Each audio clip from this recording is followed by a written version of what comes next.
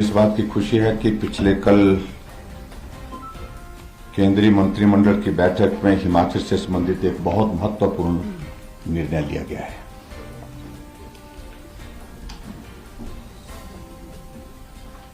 और वो निर्णय हमारे ट्रांसगिरी क्षेत्र में रहने वाले गुवाहाटी कम्युनिटी के जो हमारे भाई बहन हैं, उन सबको अनुसूचित जनजाति का दर्जा देने के लिए मंजूरी मिली है। अनुसूचित जनजाति के इस दर्जे के लिए बहुत लंबे समय से संघर्ष चल रहा था, मांग चल रही थी और पिछले कल इस ऐतिहासिक निर्णय के लिए मैं सबसे पहले हमारे देश के यशस्वी प्रधानमंत्री नरेंद्र मोदी जी का हृदय से आभार व्यक्त करता हूं। उन्होंने उस क्षेत्र की जनता की भावनाओं को समझा और भावनाओं के अनुरूप उन्होंने निर्णय लिया। और इस सारे विषय को लेकर के मैं विशेष तौर से आभार व्यक्त करना चाहूंगा हमारे केंद्रीय गृह मंत्री आदरणीय श्री अमित शाह जी का,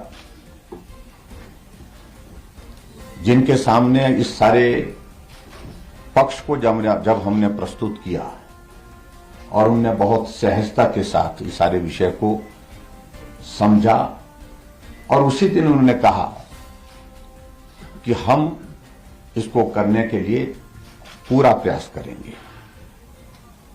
समय समय पर हम इस सारे विषय को लेकर के जो कम्युनिटी की जो एक कमेटी बनी थी, इस विषय को सरकार के समक्ष रखने के लिए, इस विषय को मीडिया के माध्यम से लोगों तक पहुंचाने के लिए उन सब साथियों से भी मिलते रहे। 1967 में उत्तराखंड का जो जौनसार का जो इलाका है उसको ट्राइबल घोषित कर दिया गया था और जौनसार का इलाका जो पड़ता है वो बिल्कुल हिमाचल प्रदेश की सीमा के साथ पड़ता है, सिरमौर जिले की सीमा के साथ लगता है। हमारे हिमाचल के बहुत सारे ऐसे परिवार हैं, आधा परिवार हिमाचल प्रदेश में इस तरफ रहता है, आधा परिवार उत्तराखंड में उस तरफ रहता है। और उसके बाद ये परिस्थिति हुई जब 1967 में जौनसार के इलाके को ट्राइबल घोषित कर दिया गया, तो परिवार के सदस्य जो इस तरफ रहते थे हिमाचल प्रदेश में, वो ट्राइबल में शामिल नहीं हो पाए, लेकिन जो जौनसार के इलाके में उस तरफ उत्तराखंड के उस हिस्से में रहते थे वो ट्राइबल घोषित हो गए। यानी कि एक परिवार में एक भाई ट्राइबल में और एक भाई ट्राइबल में नहीं। इस तरह की एक परिस्थिति बनी थी, जिस बात को लेकर के हमारे वहां सिरमौर के हमारे जो लोग हैं हमेशा अपनी बात को प्रदेश सरकार के सामने उठाते रहे। अगर सही मायने में इस बात को हम कहें कि 1967 के बाद लगातार ये प्रयास चल रहा था कि हम एक परिस्थिति में रहते हैं, भौगोलिक परिस्थितियां एक तरह की हैं, हमारे कल्चरल सारी चीजें आपस में मेल खाती हैं, बोली भाषा हमारी एक जैसी है, और ऐसे में हिमाचल प्रदेश में जो रहने वाले हमारे साथी हैं उनको भी ट्राइबल में शामिल किया जाए। तो ये एक मांग बहुत लंबे समय से चल रही थी और अभी इस निर्णय के साथ मुझे इस बात की खुशी है कि इस फैसले से लगभग 1,60,000 के लोग जो इस पर लाभान्वित उसमें होंगे। और स्वाभाविक रूप से जनजातीय क्षेत्र का दर्जा मिलने के साथ साथ में यहाँ के लोगों को विशेष योजनाओं का लाभ भी मिलेगा और बजट प्रोविजंस भी उसके मुताबिक आने वाले समय में होंगे, जिससे उस क्षेत्र के विकास की दृष्टि से वो बहुत महत्वपूर्ण होगा। मैं आज के इस पत्रकार वार्ता में अपने केंद्रीय नेतृत्व का जहां आभार व्यक्त करता हूं, वहां पार्टी के राष्ट्रीय अध्यक्ष जगत प्रकाश नड्डा जी के समक्ष भी हमने सारे विषय को रखा और उन्होंने भी सारे विषय को लेकर के गृह मंत्री जी से बहुत विस्तार से चर्चा की। उन्होंने हालांकि हमसे डिटेल्स मांगी सारी इसकी कि आप हमें सारी डिटेल्स दीजिए और उसके साथ साथ में पॉइंट्स बना करके उनके साथ उन्होंने विस्तार से चर्चा की। हमारे शिमला के सांसद सुरेश कश्यप जो हमारी पार्टी के जो अध्यक्ष हैं, इनके साथ भी हमारा मिलना गृह मंत्री जी से भी हुआ। और मैं ये भी कहना चाहूंगा, ये विषय आज का नहीं, पूर्व में जब गृह मंत्री हमारे राजनाथ सिंह जी थे तो उस वक्त भी मैं उनके सामने सारे विषय को लेकर के तीन बार मिला हूं। और बलदेव तोमर जी खासतौर से इस आरटी कम्युनिटी के इश्यू को लेकर के बहुत मुखर थे, बहुत जोरदार ढंग से पैरवी कर रहे थे। बाकी जो मंच पर बैठे हैं, सुखराम चौधरी जी, रीना कश्यप जी, सब लोगों का एक मत था, ये होना ही चाहिए, सारे नेतृत्व का एक मत था। मैं अनुराग ठाकुर जी उनका भी आभार व्यक्त करता हूं कि केंद्र में मंत्रिमंडल में है और केंद्रीय मंत्रिमंडल में जब इस सारे विषय को लेकर के विषय आगे बढ़ा तो उनका भी उसमें सहयोग रहा है। जिस प्रकार से मैंने कहा कि सिरमौर जिले के लिए ये ऐतिहासिक निर्णय, और मैं क्या कहूं सिरमौर जिला नहीं, पूरे हिमाचल प्रदेश के लिए एक तरह से एक बहुत ऐतिहासिक निर्णय है, जिसमें 1,60,000 की आबादी इसमें लाभान्वित होती है। और दूसरी बात मैं ये भी कहना चाहूंगा कि अभी तक जो संविधान की जो आर्टिकल 342 को जो हाटी कम्युनिटी को जो है वो कम्युनिटी को अभी तक ट्राइबल घोषित किया गया है। अभी शेड्यूल एरिया की अभी तक जो बात आती है तो उसके लिए आगे हमारे पास ऑप्शंस है, आगे हमारे विषय, क्योंकि अब इसके बाद सारी चीजों को लेकर के बारीकी से हम अध्ययन भी करेंगे। और जो शेड्यूल एरिया की अगर हम बात कहते हैं तो वो आर्टिकल 244 के अंतर्गत आता है, तो उसको बाद में हम आगे बढ़ा करके इसमें उस दिशा में ले जाने की आवश्यकता रहेगी, तो उसमें भी हम प्रयत्न करेंगे।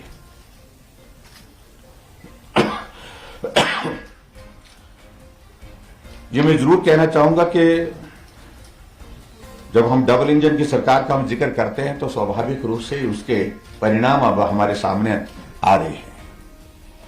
चाहे हम बल्क ड्रग फार्मा पार्क की अगर बात करें, वो भी उसी का ही परिणाम है, और चाहे मेडिकल डिवाइस पार्क की अगर हम बात करें, वो भी उसी का एक पार्ट है। और कुछ लोगों का ये बार बार हमेशा ये कहना कि मोदी जी हिमाचल आते हैं, कई बार आ लिए, दिया कुछ नहीं। तो मोदी जी का खासतौर से काम करने का अपने एक तरीका है, एक अलग विजन है उनका, और उस दृष्टि से उन्होंने घोषणा किए बिना सारे काम जो हिमाचल की आवश्यकता है, हिमाचल की परिस्थिति के लिए जो आवश्यक है, उन सारी चीजों को समय समय पर वो करते जा रहे हैं। और हिमाचल के साथ मैंने जिस प्रकार से कहा कि उनके एक बहुत इमोशनल एक अटैचमेंट है, एक कनेक्ट है, इसलिए हिमाचल के विषय को बारीकी से वो सुनते हैं, और सुनते ही नहीं, वो समझते भी।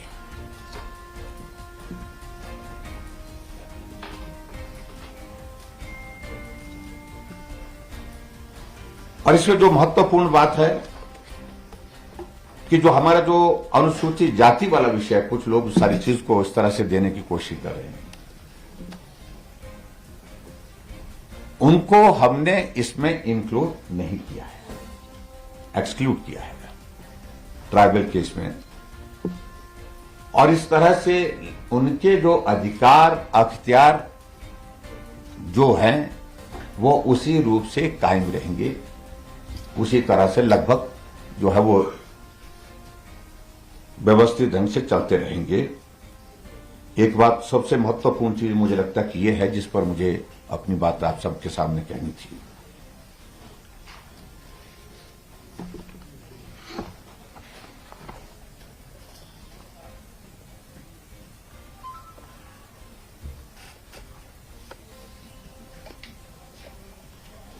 अगर मैं थोड़ा सा और डिटेल में इसमें मैं बताऊं तो उसमें मुझे 2-3 चीजों को लेकर के जरूर आपके सामने बात कहनी है।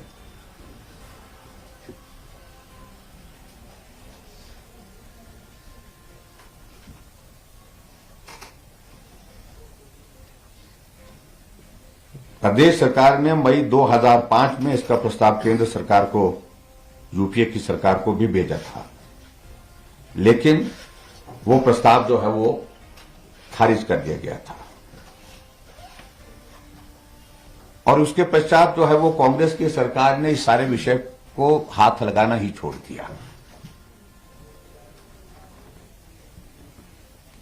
फिर हिमाचल प्रदेश में आदरणीय धूमल जी के नेतृत्व में सरकार बनी। फिर ये कोशिश हुई कि ये पक्ष फिर से केंद्र के समक्ष रखा जाए, और अगस्त 2011 में जो है हाटी समुदाय की संस्कृति और स्थिति के बारे में नई रिपोर्ट बनाने का काम शुरू किया गया। और फिर 4 अगस्त 2018 को केंद्रीय गृह मंत्री, केंद्रीय जनजातीय मंत्री के मामलों के मंत्री से यह विषय उठाया गया। 2018 में हमारी सरकार आने के बाद, और केंद्र से इस विषय पर ताजा जो एथनोग्राफिक प्रस्ताव जो है, रेजोल्यूशन जो है वो मांगा गया। ये बहुत इंपॉर्टेंट है। इसके कारण ही सारा जो है वो सारा जो विषय जो है प्रभावी ढंग से आगे बढ़ा है। वो एथनोग्राफिक, इसका जो अभिप्राय है कि वे जो किसी समुदाय के रहन सहन, खान पान, संस्कृति और परंपराओं का अध्ययन करने की बात आती है, ये सारी चीजें उसमें इंक्लूड होती है, जिस पर कहा गया कि भी नए सिरे से इसका अध्ययन करने के बाद इसकी रिपोर्ट दी जाए। और हमने इस पर काम किया, और हमने नए सिरे से जो एथनोग्राफिक प्रस्ताव तैयार करके जो है केंद्रीय जनजातीय मामलों के मंत्रालय को हमने केंद्र के लिए भेजा था। और इसमें एक बात मैं ये भी कहना चाह रहा हूं कि 10 मार्च 2022 को माननीय केंद्रीय गृह मंत्री को पत्र लिख करके हमने आग्रह किया कि रजिस्ट्रार ऑफ इंडिया आरजीआई को हाटी समुदाय की अनुसूचित जाति का दर्जा देने के प्रस्ताव पर विचार करने के निर्देश दिए। ये हमने फिर से उनके साथ एक कम्युनिकेशन किया, और इस संबंध में 11 मार्च 2022 को माननीय केंद्रीय गृह मंत्री जिससे हमारी भेंट भी हुई, और इसके बाद अप्रैल 2022 में रजिस्ट्रार जनरल ऑफ इंडिया ने ट्रांसगिरी क्षेत्र में रहने वाले हाटी समुदाय के अनुसूचित जनजाति में शामिल करने के लिए सहमति दी। ये इंपॉर्टेंट है। जो डेट 13 अप्रैल की बात है। हाँ, डेट इसमें एग्जैक्ट डेट नहीं है, अप्रैल 2022 लिखा है मेरे पास। हाँ जी। अब उसका जो आगे मैं ये जो आपके बीच में जो कहना चाह रहा था, उसके जो इम्पैक्ट देखिए, इसमें इम्पैक्ट इन द सेंस मतलब जो एरिया आएगा उसमें, उसकी थोड़ी सी तफसील, थोड़ी सी डिटेल्स मैं आपके सामने शेयर करना चाहूंगा। मोटे तौर पर इसमें सिरमौर जिला के 4 विधानसभा क्षेत्र, पच्छाद, रेणुका जी, शिलाई और पांवटा साहिब, इसमें जो है ये पॉपुलेशन का प्रोपोर्शन ज्यादा है, काफी है, तो इसके बारे में थोड़ी सी डिटेल देना चाहता हूं। पच्छाद विधानसभा क्षेत्र में 34 पंचायतें, जिसमें 33 पंचायतें और 1 नगर पंचायत है, ये इसमें शामिल होंगी। और टोटल जो गांव इसमें शामिल होंगे 141 गांव उसमें शामिल होंगे। और पच्छाद विधानसभा क्षेत्र की जो पॉपुलेशन जो इस का हिस्सा बनेगी 27,261 ये ट्राइब जो एसटी में आ जाएगी अब। और उसके बाद जो पॉपुलेशन जो हमारी अनुसूचित जाति की जो रह जाएगी वो 21,594 रह जाएगी। ये राजगढ़ क्षेत्र के लिए ब्लॉक का। दूसरा विधानसभा क्षेत्र हमारा रेणुका जी, उसमें टोटल जो पंचायतें जिसमें जो आ रही हैं उसका नंबर 44 है। और जो गांव उसमें शामिल हो रहे हैं 122। और जो शेड्यूल ट्राइब में जो पॉपुलेशन जिसको इसका लाभ मिलेगा वो 40,357। और उसके बाद वहां पर जो शेड्यूल्ड कास्ट पॉपुलेशन जो रह जाएगी वो 29,990 रह जाएगी। और इसी प्रकार से जो सबसे ज्यादा जिस क्षेत्र में इस पॉपुलेशन का और सारा एरिया जो ज्यादा आता है तो वो है शिलाई विधानसभा क्षेत्र। शिलाई विधानसभा क्षेत्र में कुल पंचायतें इसमें आएंगी 58 और नंबर ऑफ विलेजेस 95। पॉपुलेशन जो इसमें बेनिफिशियरी होगी यानी कि बेनिफिट जिसको होगा वो पॉपुलेशन सभी विधानसभा क्षेत्र सभी इलाकों से सबसे ज्यादा है 66,775 66,775। और उसके बाद शेड्यूल कास्ट पॉपुलेशन वहां पर बचती 30,456।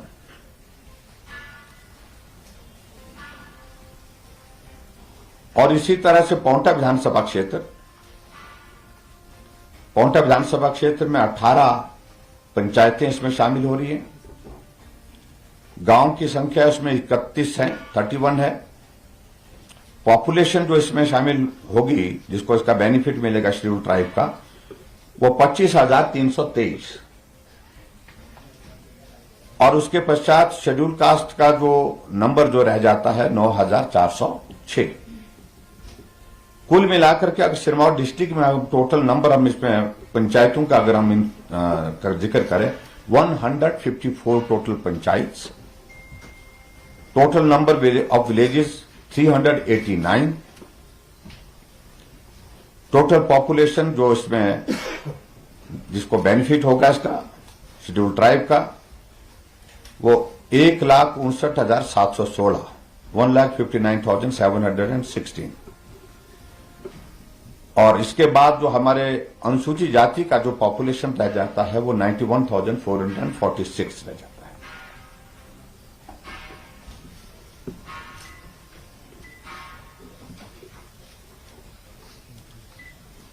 और मैं ये भी इसमें जरूर कहना चाहूंगा कि जनगणना 2011 के अनुसार सिरमौर जिला के विधानसभा क्षेत्र पिछाद में 27,261 लोग, रेणुका में 40,357 लोग, शिलाई में 66,775 लोग तथा पांवटा साहिब में 25,323 लोग अनुसूचित जनजाति के दर्जे से लाभान्वित होंगे। और अनुसूचित जाति समुदाय 91,446 जो रह जाएंगे उनकी भावनाओं का भी सम्मान करते हुए हमने इनको ट्राइबल के उस दर्जे से इनको जो है उसमें से इनको इंक्लूड नहीं किया है, इनको एक्सक्लूड किया है। ये मैं कहना चाहता हूं ताकि उनके हितों को सुरक्षित रखा जा सके।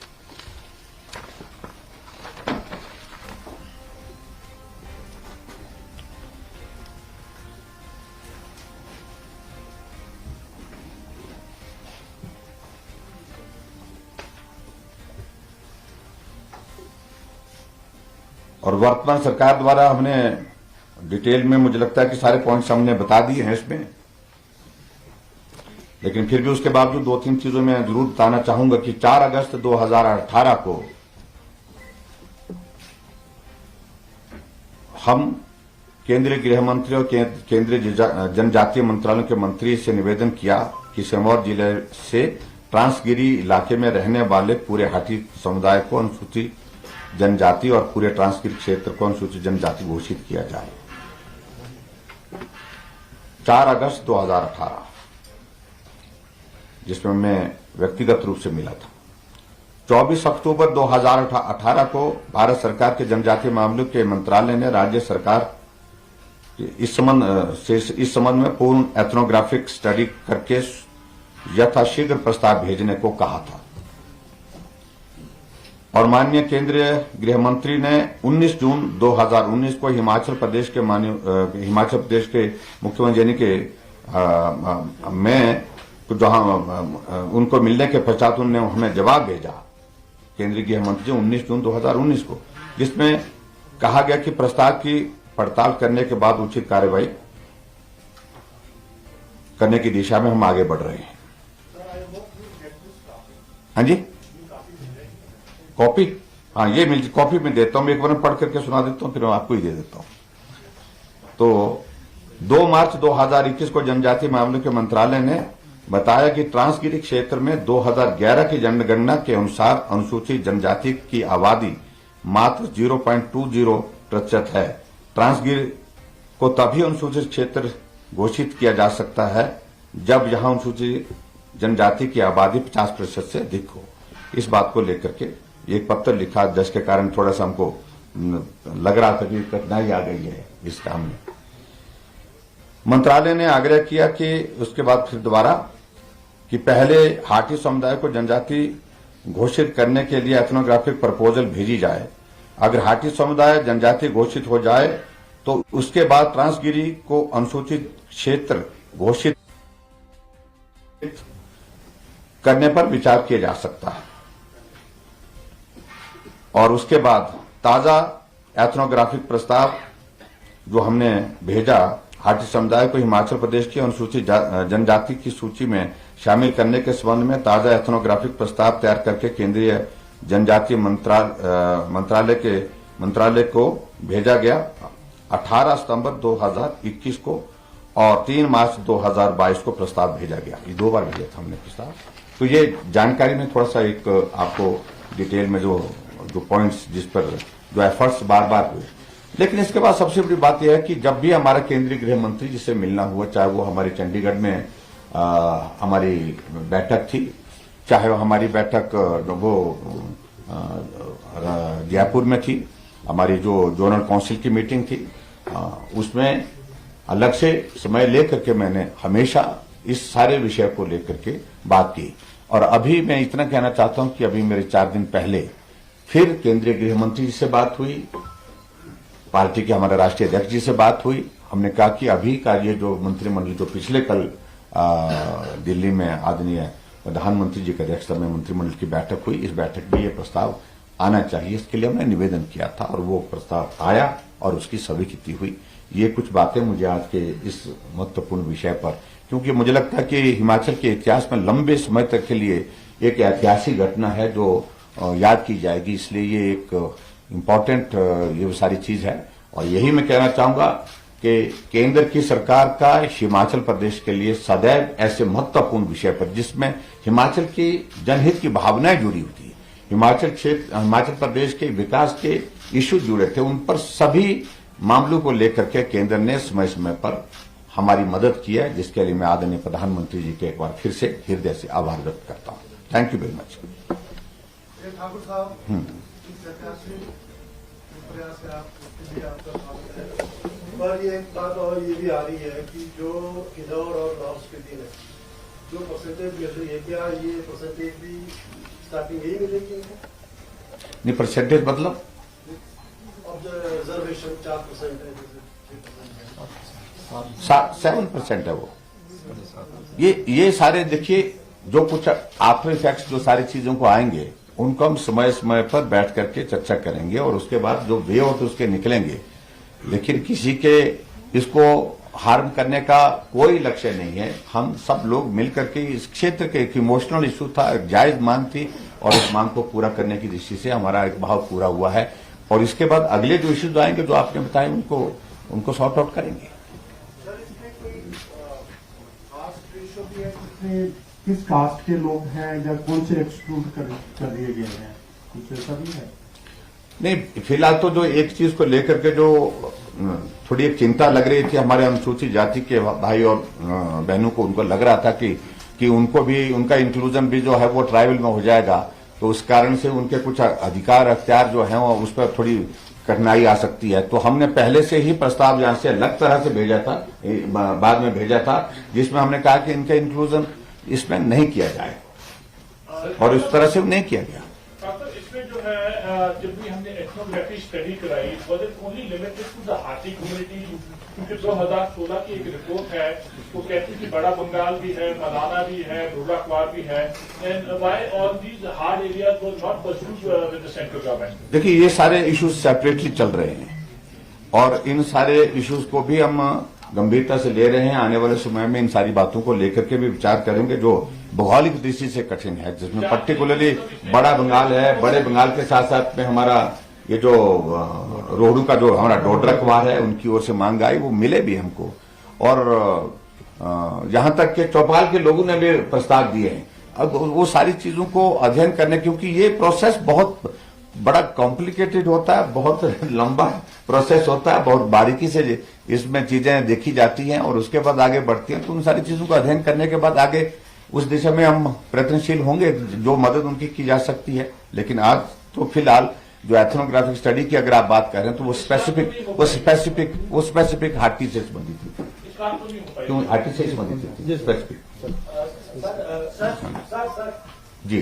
सर, जो एट्रोसिटी एक्ट है, क्या वो प्रभावी रहेगा जो एसटी के साथ करेगा, जो आपने कहा, इसके बारे में थोड़ा सा बताएं। देखो, हमने कहा कि अनुसूचित जाति जो है उसको हमने इसमें एक्सक्लूड किया है और अनुसूचित जाति और जनजाति दोनों अलग अलग सारी चीजें हो गई और उसमें मुझे लगता है कि अब इस तरह का विषय रहता नहीं वहां पर, सतही भी नहीं रहता है। इसमें सर जो इनिशियल इंफॉर्मेशन है, जो राजपूत कम्युनिटी है, इसमें खौश और कनेक्ट जो कास्ट है वो लिए गए हैं, और दूसरा जो ओबीसी है वो भाट और देती है।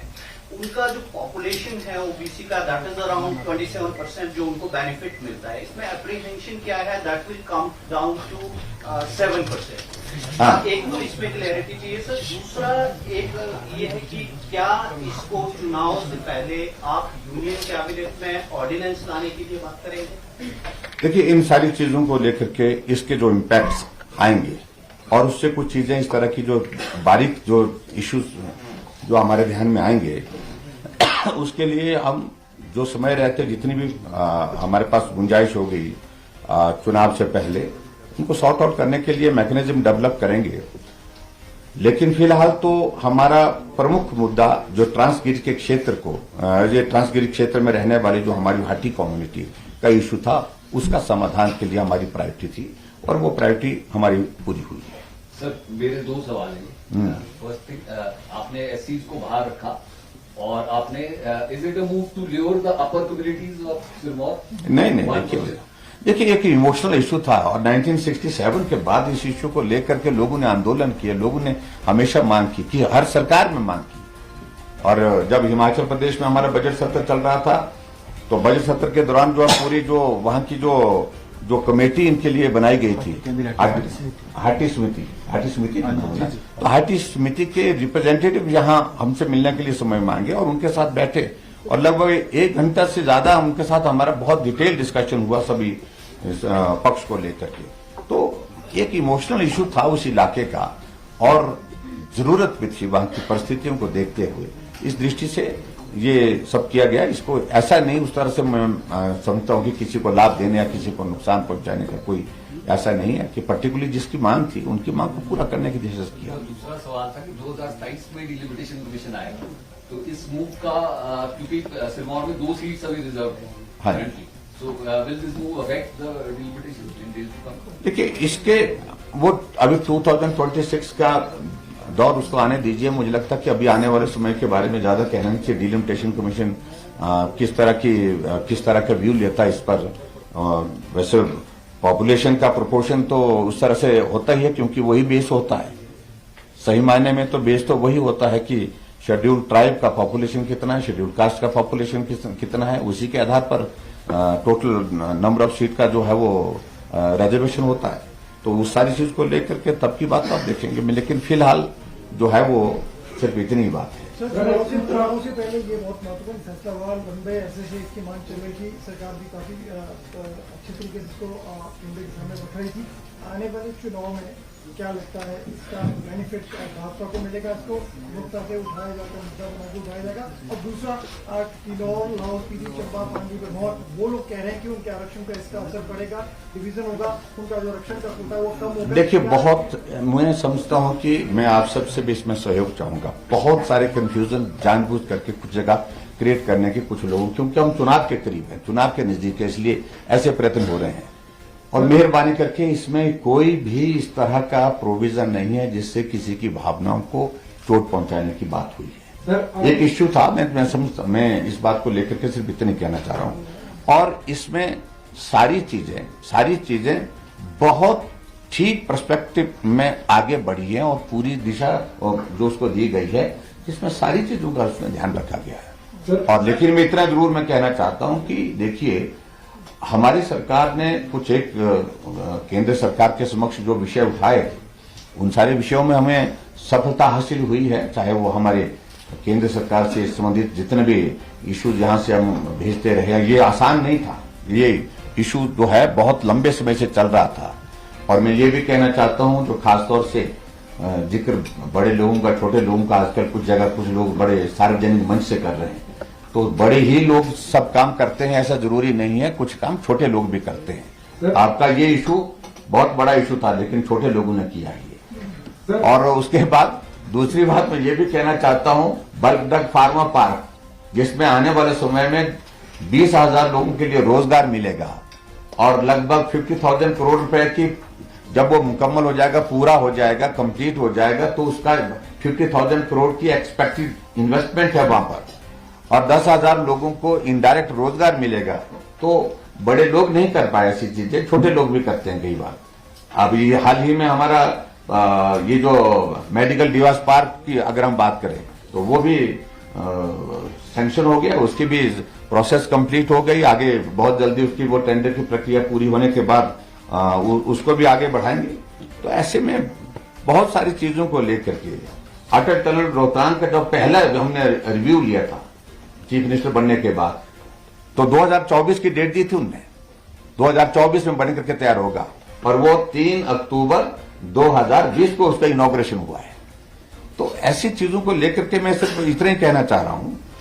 और शिमला में और चाहे दूसरी जगह हम पूरी सारी चीजों को देखेंगे, अंग्रेजों के बाद टनल बनी थी कोई, अगर कोई टनल बनी है तो छोटे लोगों के दौरान बनी है, जो छोटे लोग काम करते हैं। धर्मशाला का रोपवे वाले भाग करके जा रहे थे, छोड़ करके जा रहे थे, एक स्थिति ऐसी बन गई थी। 207 करोड़ रुपए का प्रोजेक्ट बोलते ही बस का नहीं है, हालात ऐसे हो गए। और अल्टीमेटली हमने कहा कि हम इसको करना है, हर हालत में करना है। उनके साथ मीटिंग हुई, सेटिंग हुई, उसके बाद वो प्रोजेक्ट बन करके तैयार हुआ। अभी हाल ही में हमको जो है 1200 करोड़ रुपए के जो है रोपवे के प्रोजेक्ट हिमाचल प्रदेश को स्वीकृत हुए।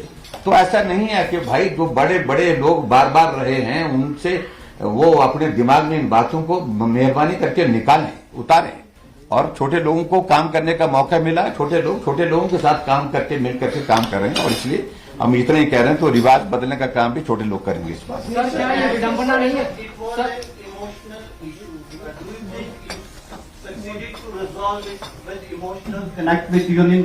बट डेफिनेटली, बिल्कुल सर, क्या ये विडंबना नहीं है कि आजादी के 75 वर्ष बाद जो क्षेत्र है वो जनजातीय क्षेत्रों में जाने की मांग कर रहे हैं, जबकि विकास होना चाहिए था और जनजातीय क्षेत्र से बाहर आना चाहिए था? तो क्या आप आज तक की जो सरकारें हैं वो विफल रही हैं इस क्षेत्र? देखिए, मैं इस तरह से ये नहीं कह रहा हूँ। एक किसी एरिया का डेवलपमेंट से के साथ जुड़ा हुआ विषय तो होता है, लेकिन कुछ भावना से भी जुड़ा हुआ विषय होता है। तो इसलिए ये भावनात्मक इशू था, और वो डेवलपमेंट से भी जुड़ा हुआ। सिरमौर डिस्ट्रिक्ट में आज की तारीख में हम महसूस करते हैं कि उस इलाके में डेवलपमेंट की रिक्वायरमेंट पे कंपैरेटिवली ज्यादा है। सर, बात जो है बड़े लोगों का, छोटे लोगों का जिक्र हो रहा है सर। भारत जोड़ो यात्रा चल रही है सर, और हिमाचल में रोजगार यात्रा चल रही है, लेकिन इस बीच में गोवा में 8 लोग जो कांग्रेस के वो भाजपा में शामिल हुए। आपको किस तरह से देखिए, मैं तो कांग्रेस के नेता भारत जोड़ो यात्रा पर निकले हैं, और कांग्रेस के लोग जो है भारत छोड़ो यात्रा पर चल रहे हैं। तो मैं सिर्फ इतना कहना चाह रहा हूं कि कांग्रेस के लिए इससे खराब दौर कभी जिंदगी में आया नहीं जो अभी आया है। सर, यहाँ बार बार बड़े लोगों और छोटे लोगों का जिक्र हो रहा है, बार बार हुआ है जिक्र, तो बड़े लोग इलेक्शन लड़ेंगे इस बात पर। तो बड़े लोगों के बारे में मैं ज्यादा नहीं कहता हूं, मैं छोटा आदमी भाई। सर 1967 में उत्तराखंड का जो चौसा बाबर था उसको जनजातीय घोषित किया गया, तो क्या उस समय जो है डॉक्टर भगवान की चूक थी हिमाचल? नहीं, मैं इस सारी पर कोई टिप्पणी नहीं करना। उस वक्त की कुछ प्रायोरिटीज अलग तरह की रही, उस तरह की परिस्थितियां कुछ अलग तरह की रही होंगी, उस पर कोई टिप्पणी करने की आवश्यकता नहीं। लेकिन जो अभी हुआ है हम उसका ही जिक्र करना चाहते हैं। Thank you very much.